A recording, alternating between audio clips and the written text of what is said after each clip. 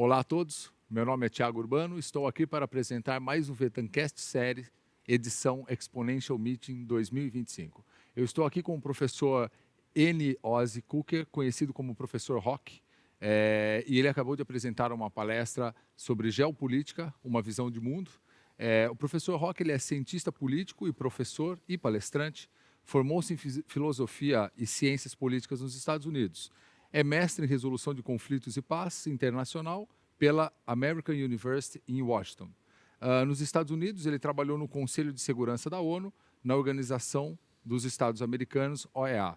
No setor público, no Brasil, ocupou o cargo de secretário adjunto de Segurança Urbana na cidade de São Paulo e foi deputado estadual por São Paulo no mandato de 2018 a 2022.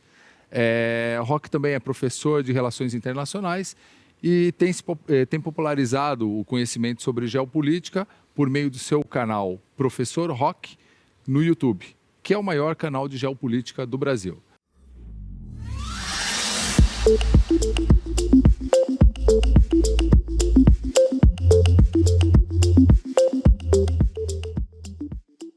Muito obrigado pela presença, professor. Obrigado, Thiago.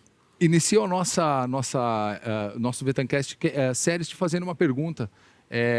Recentemente, o presidente Trump assumiu novamente a presidência dos Estados Unidos e ele tem trabalhado para frear ou apaziguar, pelo menos, as duas principais guerras que temos no mundo, a guerra ali na região de Israel contra o Hamas e a guerra na Ucrânia, entre Ucrânia e Rússia. Eu lhe pergunto, quais são os interesses políticos e econômicos que os Estados Unidos pode ter com o fim dessas duas guerras? Olha, acho que no geral o mundo pode ficar mais estável se as guerras acabarem. Então é positivo a paz. As guerras trazem muito problema, elas desestruturam o funcionamento do mundo, elas abrem espaço para novos conflitos. Depois da guerra da Ucrânia, vários outros países se sentiram à vontade para suas reivindicações territoriais. Conflitos que a gente não fala, né? Mas o Azerbaijão na Armênia, instabilidades diversas na África, a própria Venezuela ameaçando invadir a Guiana. Isso é um produto de um ambiente altamente desestruturado, que vem do início de um conflito como o da Rússia e depois os problemas todos no Oriente Médio. Então, a paz traria estabilidade para todo mundo. Só que a gente tem que tomar cuidado, porque não é qualquer tipo de paz. Eu digo que tem três maneiras de você conseguir a paz. Ou você é forte demais e tão superior que não vai ter briga, porque ninguém quer brigar com você, e você impõe a sua vontade. Então você impõe a paz do jeito que você quer. A segunda maneira é a gente senta na mesa e negocia. Você cede um pouco, eu cedo um pouco, e a gente chega na paz. E a terceira maneira, alguém invade a sua casa e você fala, olha, aqui não vai ter briga, não vai ter guerra. Não vai ter violência. Leva tudo. Se o Trump entregar ou conquistar a paz na Ucrânia, entregando a Ucrânia para a Rússia, isso não vai trazer resultados positivos, não no curto prazo. No curto prazo, muita gente vai festejar, tá vendo, né? Principalmente aqueles que se seduzem por discursos políticos e não olham mais profundamente no que está acontecendo, vão falar, o Trump fez a paz. Não é bem assim. Dependendo como essa paz for feita, ela é uma semente para um problema muito maior que vai explodir daqui 2, 3, 4, 5, 6 anos. Entregar a Ucrânia para a Rússia sem garantias de segurança, sem mecanismos de conter um suposto avanço russo no futuro, é um problema que você está só escondendo ele, jogando ele para baixo do tapete, e ele vai voltar muito maior. Quando a Rússia vier, ela vai conquistar a Ucrânia inteira, e aí ela vai querer mais territórios. Então você não está resolvendo. A gente precisa entender muito bem como é que o Trump vai conseguir fazer essa paz. No caso de Israel, por exemplo, o que ele conquistou foi um cessar-fogo com Hamas. Esse cessar-fogo é extremamente ruim para Israel. Porque Israel iniciou uma guerra depois de ter sido atacado e disse, olha, eu só vou parar quando o Hamas não estiver mais em Gaza, porque o Hamas é uma organização terrorista. O cessar-fogo não resolve a questão do Hamas em Gaza. Ao contrário, ele quer acabar com o combate. Ou seja, o Hamas permaneceria em Gaza. Esse acordo não é bom para Israel. Por mais que um acordo de paz ajude, faça com que Israel fique aliviada, né? Ou fique mais... sem ter que estar em guerra, no final das contas, o problema vai continuar ali. Dependendo do que o Trump forçar Israel a aceitar, pode não ser uma solução duradoura, sólida e definitiva, mas apenas jogar o problema de uma forma ainda pior para frente. Então, para quem está olhando, né, assistindo aqui, pensando na geopolítica, não acho que um acordo é a solução dos problemas. A gente precisa olhar para que tipo de acordo e o que aconteceu no acordo. E aí sim, a gente se preparar, dependendo desse acordo, que esses problemas vão voltar com muito mais força. E aí, para um negócio, para uma empresa, você tem que se preparar. Então, o que seriam esses problemas de hoje piorados? Perfeitamente. Porque a primeira impressão que passa, de forma geral, é que após 2 ou 3 anos já de guerra, com o governo Biden, praticamente nada foi feito, ou tentou-se fazer, sem nenhuma resolução. E com um mês de governo, 1 mês e meio de governo Trump, algumas tratativas já são feitas. Então, a primeira impressão que se passa é que chegou a pessoa que vai apaziguar o mundo, mas a sua visão traz um certo risco futuro desse pseudo-apaziguamento. Isso. O que eu quero deixar claro é que as pessoas, independente das preferências políticas que elas têm que entender que a geopolítica se movimenta independente destas preferências das pessoas. O Trump é melhor? Tudo bem, no seu ver ele é melhor, mas o Putin é o Putin. O Xi Jinping é o Xi Jinping, o Hamas é o Hamas. E eles continuarão sendo quem são, independente de quem for o presidente americano, e continuarão tendo os mesmos objetivos. Sim, eles podem se posicionar de uma forma mais dura ou menos dura, ou eles podem esperar mais um pouco ou não esperar.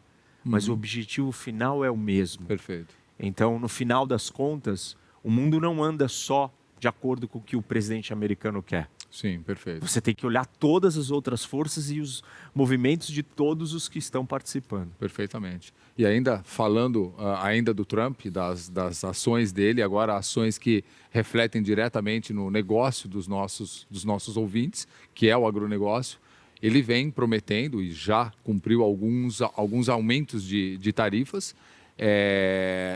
Não sabemos ainda o quanto ele pode vir a tarifar produtos do agro brasileiro, mas de forma geral, todo esse aumento de tarifa que ele vem prometendo fazer contra diversos países, inclusive o Brasil, na tua perspectiva, quais seriam os prejuízos e os ganhos para o Brasil desses aumentos de tarifa se eles acontecerem, com um viés especial para o agronegócio brasileiro, pensando na exportação de proteína animal, que é o nosso principal negócio, mas também soja e milho, que estamos diretamente envolvidos?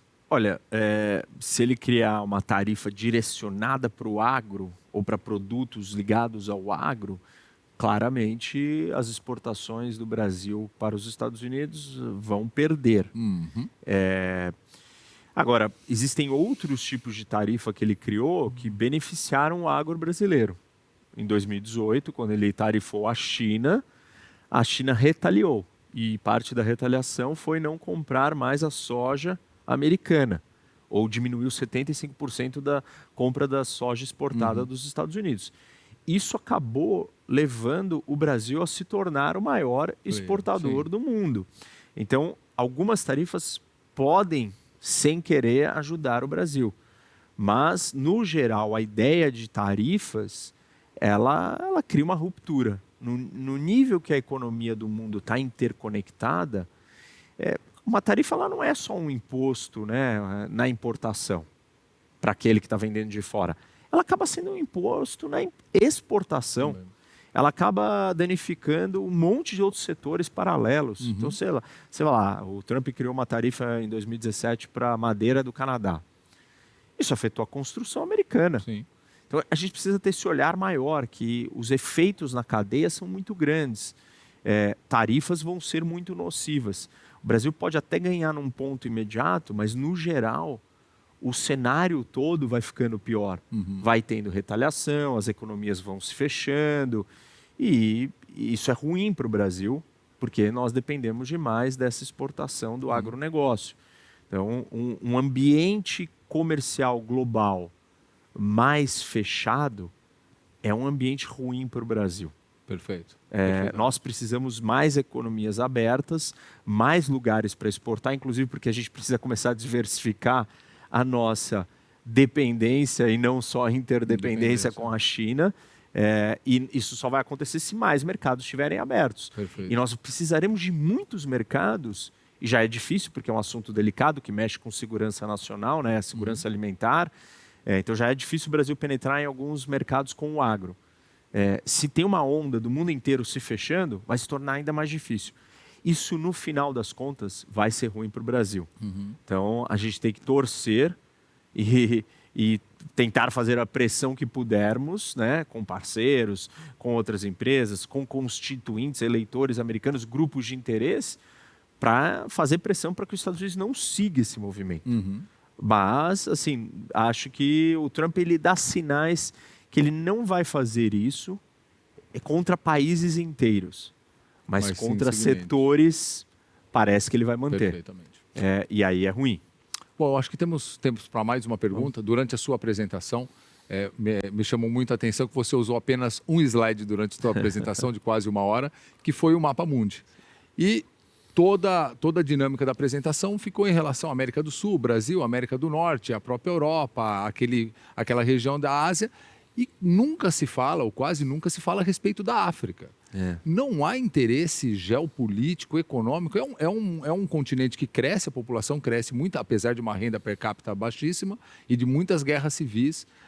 Mas qual é a razão de por que nunca se discute a África ou melhorar as condições da África como um mercado consumidor? Nunca é levantado esse tema. Qual que é a sua percepção a respeito desse continente? Olha, assim, eu recentemente até postei um vídeo de uma coisa que está acontecendo ali na África, que Ruanda decidiu capturar uma cidade do Congo. Então, praticamente uma declaração de guerra de Ruanda ao Congo. Só que Ruanda é um paizinho minúsculo e o Congo é o segundo maior país da África. Então, tem coisas acontecendo. Eu acho que não atrai o interesse das pessoas, é uma parte. Uma outra parte, você tem razão. Não se fala mesmo. E assim, mas tem coisas geopoliticamente falando importantes. Por exemplo, você tem a presença da China, da Índia e da Rússia, massivamente, estruturadamente. Então, os russos estão indo na África com o seu grupo de mercenários, o grupo Wagner. E aí eles trazem estabilidade ou ajudam grupos políticos a tomarem o poder, ou permanecerem no poder, e em troca eles querem os recursos naturais. Então, essa é a atuação dos russos.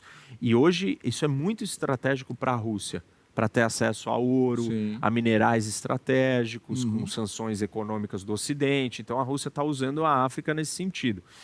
A China está presente, gastando muito dinheiro, construindo a sua infraestrutura e explorando esses recursos naturais, criando endividamento com os países africanos, e criando até uma revolta da população africana em muitos lugares, dizendo, mas espera aí, os chineses chegaram aqui, eles estão construindo essas coisas, quem usa são eles, quem trabalha são os próprios chineses, porque eles levam, eles estão nos endividando, porque esse dinheiro não é dado, ele é empréstimo, e aí os países não têm estrutura e porte para fazer essas grandes obras faraônicas que a China está fazendo lá. Perfeito. Ficam endividados, devem para a China em troca fala, então eu quero o porto para mim, eu quero essa mina para mim, quero isso e aquilo para mim. Então a população africana está ficando incomodada.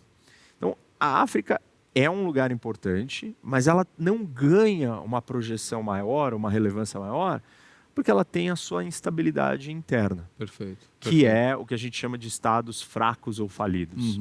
E se é difícil fazer negócio no Brasil por causa do custo Brasil, o custo África é imensamente maior. Uma coisa assim absurda, porque a segurança na África é muito pior do que a segurança aqui. A corrupção na África é muito maior. A falta de instituições é muito maior. O gargalo logístico de infraestrutura é infinitamente maior do que o do Brasil. Perfeito. E o agro sofre com o nosso gargalo logístico e infraestrutura.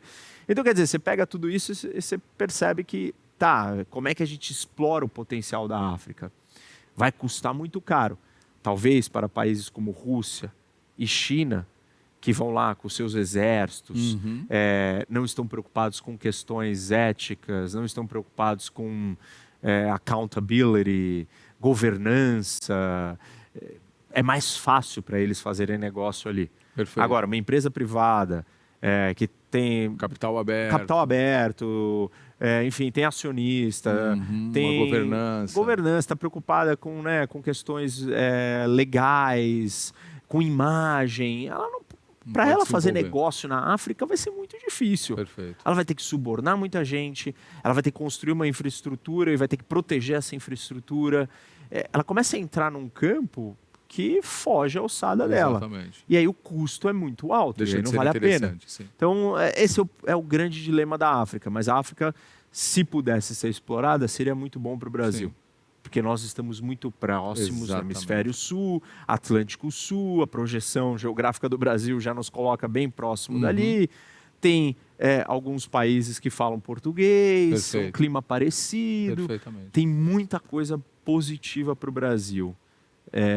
Mas tem dificuldades que nós temos aqui também, mas numa escala muito maior lá. Ou seja, muitas coisas estão acontecendo, só não são noticiadas. Isso. Não estão chegam acontecendo, ao nosso conhecimento. algumas não servem para o mundo livre e democrático, mas servem para um jogo de poder mais pesado, como o da China e o da Rússia, e isso está no tabuleiro. Perfeito. Muito obrigado novamente pela entrevista, pelo tempo disponibilizado a todos nós. E prazer estar aqui com vocês. Muito obrigado. Agradeço a todos novamente. Encerro aqui mais um Vetancast Séries, edição Exponential Meeting 2025. Obrigado.